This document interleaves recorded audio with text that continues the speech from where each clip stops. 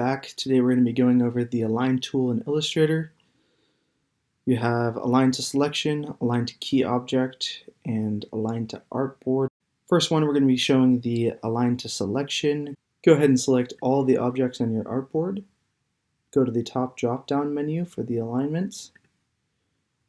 You have Align to Selection, Align to Key Object, and Align to Artboard. Align to Selection will allow you to align any number of objects in reference to each other. So you can do center aligned. You could distribute evenly horizontally. If one object is bigger than the other, or various objects or various sizes, and you want to align them all to the bottom part of each shape, go ahead and just click Align to Bottom, and same goes for Align to Top. Next we have Align to Key Object. Go ahead and select your objects.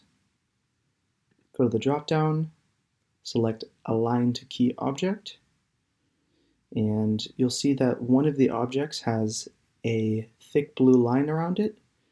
That is an indicator that that is the key object that all other objects will align to.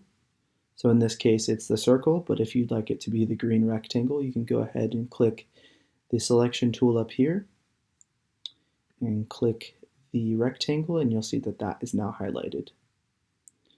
So now we can go back to the top and just click Center Aligned, align to the middle vertically. You can also select the two, click Align to Key Object, and have them right aligned, left aligned, and that's pretty much it. And lastly, we have Align to Artboard. So go ahead and select all of the objects on the artboard. Go to your drop-down and make sure you have Align to Artboard selected.